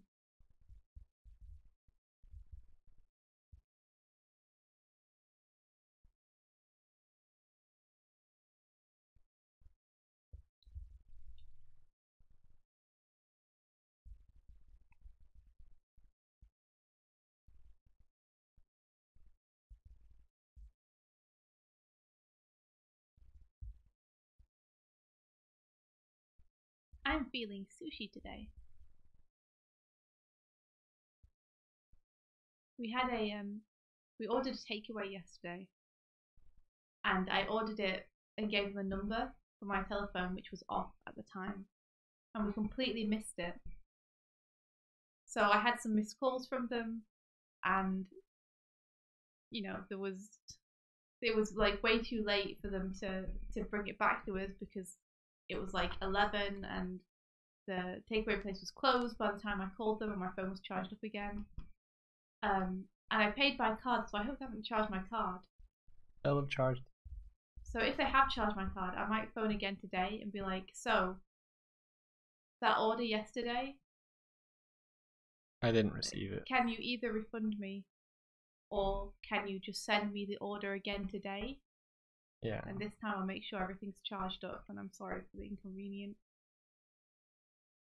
I hope someone else got to enjoy the ramen I ordered. While I sat and shamefully ate Weetabix instead. I should have thought, like, straight up. Like, what phone number do you give? It annoys me, right? It annoys me, this practice of not knocking on the door. Like, maybe they were lost. I don't know. Like, what if maybe. they were phoning because they were like, I'm driving, I can't quite find it. Are you this one or that one? If it was literally just they were phoning because they're outside the door, I would have been annoyed. Yeah. It's like, there's a bell, ring or knock.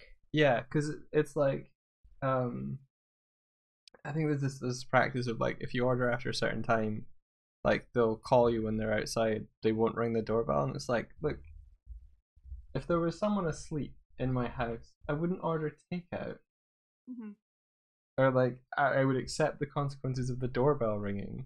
Like, just freaking, what if I don't have a phone? If I don't have a phone, does that mean I can't get takeout? We'll see. We'll see today if we can manage to either get a refund or get them to send the food again. Because I could always go for ramen. So. Oh man, sushi's good. I mean, I think it's an acquired taste, but I really like it. Like, when we first moved over to Ireland, we still had UK mobile numbers. And we tried to order from Domino's. And I was like, hi, like, the delivery person hasn't shown up yet. Where's my pizza? And like, oh, they turned up, but they called you and you didn't answer. I'm like, my phone didn't ring. Like, oh, they couldn't figure out your phone number. And I'm like, oh yeah, it's a UK one. Oh yeah, we don't call UK numbers. And I was like, oh, okay. And they're like, yep. I'm like, so am I getting my pizza then? And they're like, nope. And I'm like, are you gonna refund me then? And they were like, oh, okay. I'm like, wow, this is like, yeah, I wasn't just donating to your pizza company. I was hoping to have some food. I was like, what does that mean? Like, anyone that comes from a foreign country, you don't deliver pizza to them? Seems like you're, like, doing yourself out of the tourism business there. Also, oh my goodness, Sarkat, happy birthday from a couple of days ago. Happy birthday to ya. Happy birthday to ya. Sarkat got older and got bolder and went on an adventure. Sarkat, a birthday, had a big cake, had some sushi from the sea. I don't know. You don't know. What song that was, but happy birthday, Sarkat. Happy birthday to ya. Happy birthday to ya. That's yeah. Happy birthday to ya. India's clearly better than me at singing. Clearly better than Mike. At everything. You're welcome, Sarkat. Happy birthday.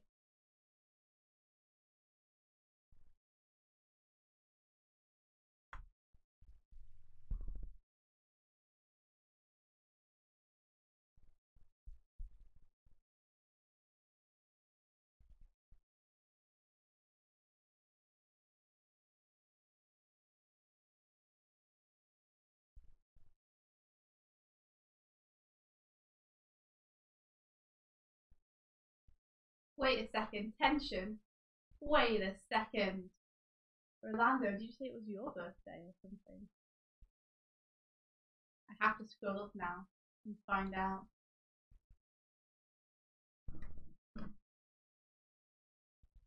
Ah, Music Box! It was Music Box's birthday! That's amazing! Wait. Music Box said, I think the last time I had it was for my birthday a few months ago. Well, it was a few months ago, but happy birthday for a few months ago, Music Box. We could do an old song. Happy birthday. This song was fresh and plump and new a couple of months ago. When the birthday girl was you. But it's aged and it's old. But I still want to tell you that you're awesome. Happy birthday. Glad we know you. Oh, happy birthday. Wow. Happy birthday. I hope you had a wonderful time. There you are. That's my aged birthday song for you, Music Box. Because it's very late. That's good. Orlando asks who pays on a first date, and Hardy says split. I don't know, whoever wants to pay, I guess. Okay. I mean, split is nice. I think split sets things off on equal grounding. Whoever asks the person out on the date. Yeah, that's a good rule too. I'd say whenever I go on a date, I always offer to pay. Like I always expect at least a split. I never expect people to pay for me. Mm-hmm.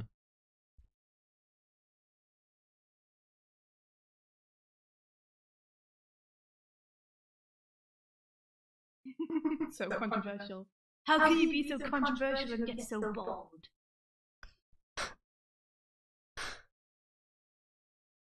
Who talks on Undertale first? Always me. Or you can split the responsibility. I never want to talk about Undertale with you again. Why? What? Well, that's half our relationship. No, it's not. Half of it is me giving you Undertale theories, and the rest of it is the rest of it. All the other stuff.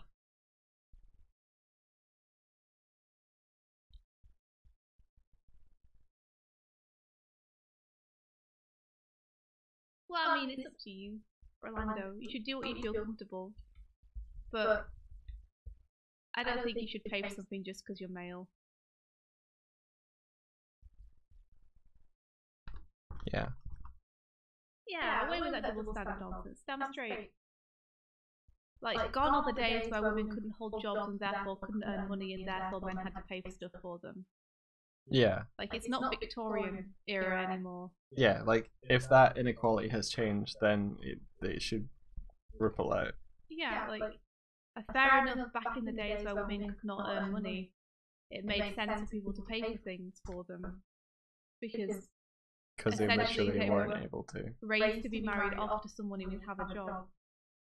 But it's weird that that holdover has remained, despite the fact that now women can study and work and have jobs and earn monies.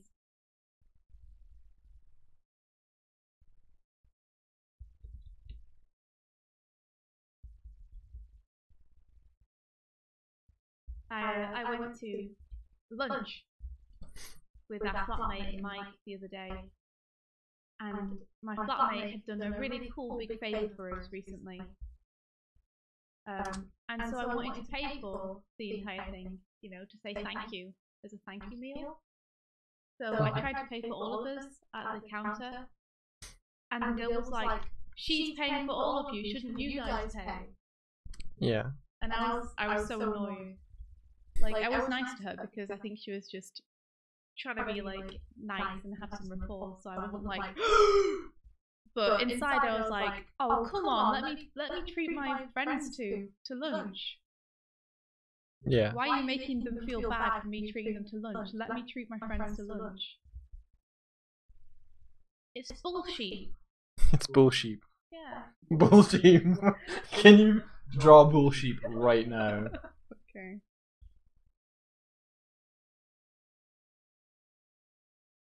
Scott will bring in his nose because he's a bull.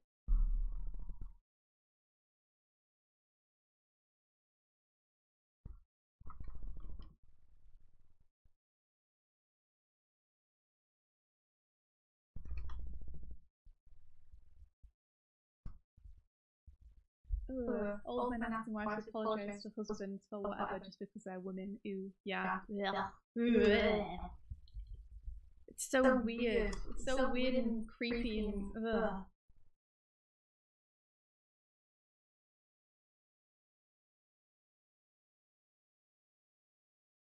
to be fair, Tyler, if it was awkward for you to split money on a date, like if it felt awkward for you to be like, so I'll pay my half, like your date may not have been that nice. Yeah. Like if they made you feel awkward for that.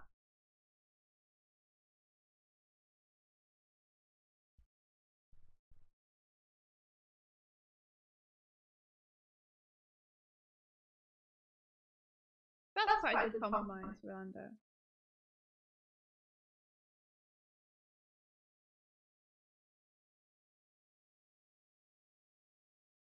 I like that. If it's a date too, it's nice that it's like next time. Next There's time. gonna be a next time.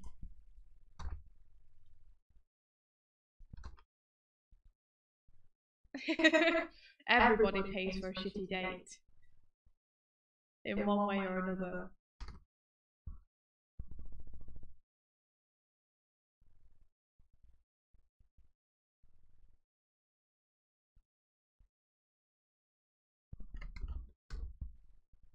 It's bullshit. Emma's like, I'll keep this in mind when I go on my first date. So young and fresh, Emma.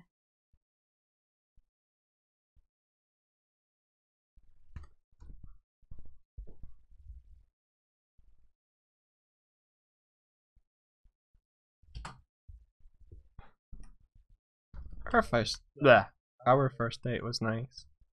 It was. It was real good. Our first date was wandering around Manchester together. Yeah.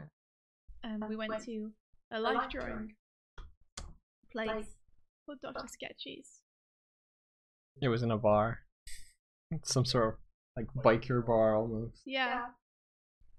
It was cool though. I think that's a good sign. Like, if I can take a date to Dr. Sketchy's, where you draw like half-naked women who are posing for you in burlesque outfits, it's probably a good sign. Yeah.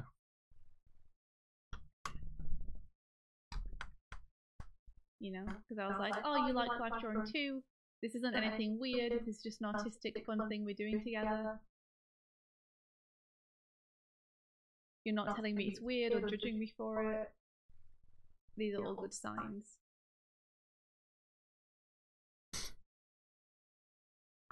Yeah.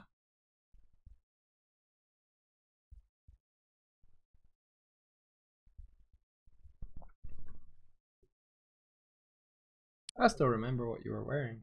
Really? Yeah. I was wearing my blue coat, my raptor boots. Yeah. It was probably a jumper over a shirt. Yep. And black jeans. Yep. Yeah, because that was generally what I wore when I was teaching. Because I met Mike straight from being a tutor at college, which was my part-time job at the time. Was it part-time? It was full-time, wasn't it? No, it was part-time. It was a couple of days a week. I was like, raptor boots? Oh. There were boots with a slight heel, but I never wear heels, is the thing. Like, I'm quite short, so when I got a teaching job, I was kind of intimidated by the fact that the students were all going to be so much taller than me, and I still felt like I kind of looked like a student myself. And I was kind of intimidated, so I thought, well, I'll wear boots with a slight heel, and it'll make me feel taller, and therefore more commanding and stronger, but because I'd never wear heels, I couldn't walk in them properly. So I walked like a raptor. So Mike and I called them my raptor boots. Because I walk like a velociraptor when I wear them. Because how the heels work, I don't know.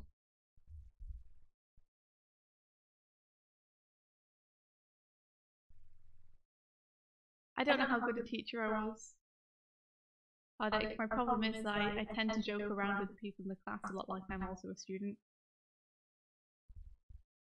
I don't have the discipline thing down.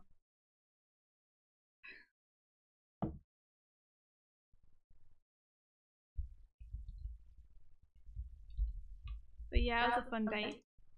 Yeah. Because we got to just like wander around and chat.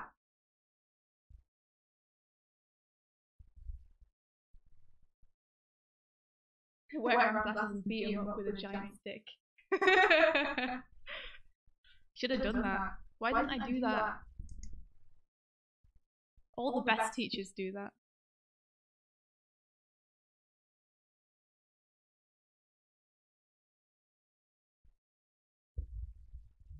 Luckily, I'm not teaching anymore because that was a scary job that I never felt prepared for. I'm much happier doing freelance animation.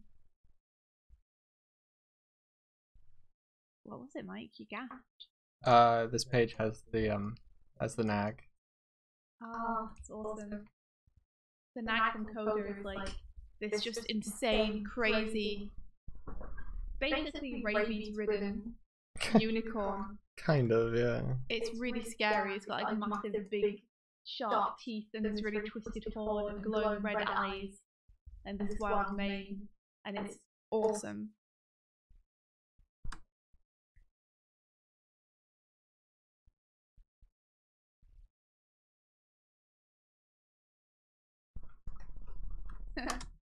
Yeah, Tyler, I feel like some people are good teachers and some people are naturally lended to teaching, and I think I'm one of the people who is not naturally lended to teaching, but I think some people are. I think often the people who want to teach make very good teachers because one of the reasons they want to teach is because they feel like they have that instinctive, I don't know, instinctive manner. I'm not quite sure how to say it. But regardless, I guess what I'm trying to say is that just because you're good at something doesn't mean you'd be good at teaching it. That's a whole different skill. I think communicating information is teaching, and being able to tell the best way for a student to get them to listen. And that's not just like, sit down and you will listen to me. I mean, like, saying it in a way that they'll understand. Yeah. And it will resonate and hit home. Like, not being scared to give orders is a big thing. To say, okay, I need you to do this now. Do it. Also, like you said, knowing what each student individually needs to push to the next level. I think it's the same sort of skill that you need to be a director. Maybe, I don't know. Authority. So. Being able to explain things in a way which is easy to understand and helpful, being organised enough to plan your lessons and keep track of the year. What age range was you teaching? I was teaching college, so it was about 17, 18-year-olds. I wasn't that much older at the time. 24, 25. Yeah. And I look very young, so it's it's difficult for me to feel like I have any kind of authority.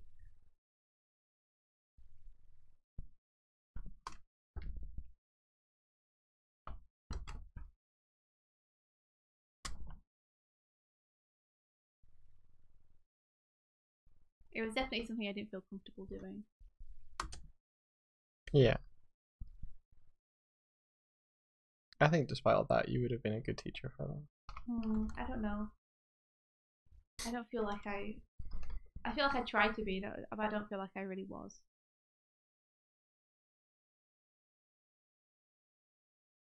13 to 16-year-olds, awesome. Secondary school. We're gonna have to head off. Oh yeah, it's nearly 10 o'clock.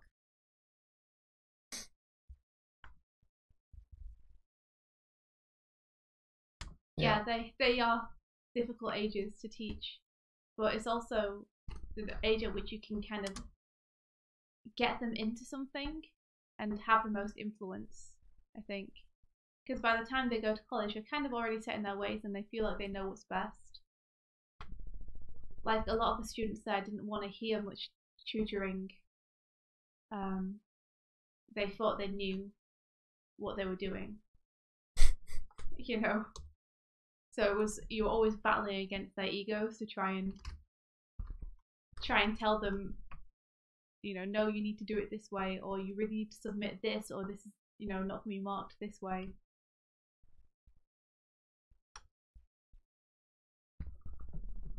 Yeah, teach them how to draw waifus.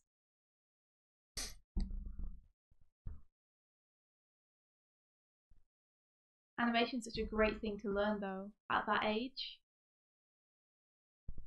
because it's fairly recent that you can learn it at that age. It used to just be a pursuit that you could do during college or university, not secondary school. Yeah. So I think that's amazing. That's amazing.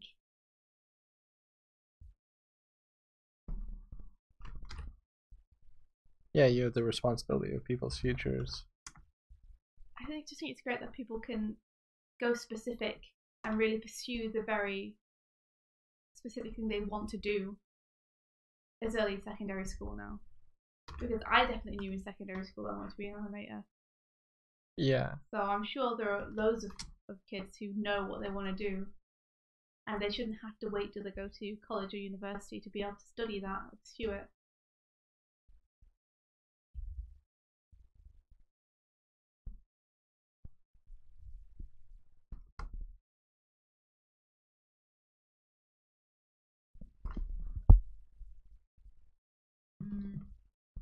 Yeah, that's always hard. And that's when you can be, I think, a friend as well as an authority figure. And negotiate with them what you think is best to do.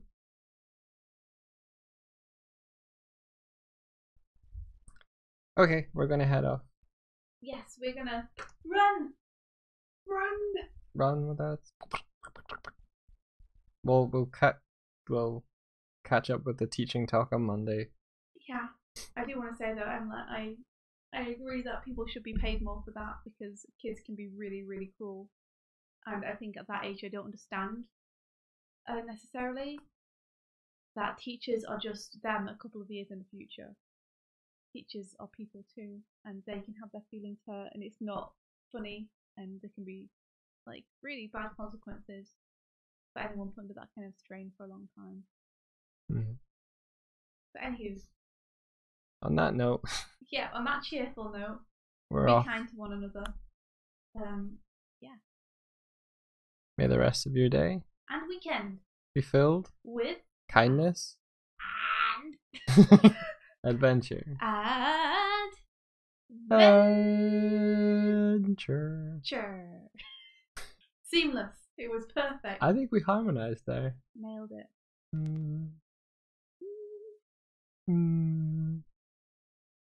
Oh, Embolto. Oh, hello. We're literally just signing off. But good night. Bye bye. And congratulations on how well the Grunts Variations is doing. You rock. A pleasure. Click the button.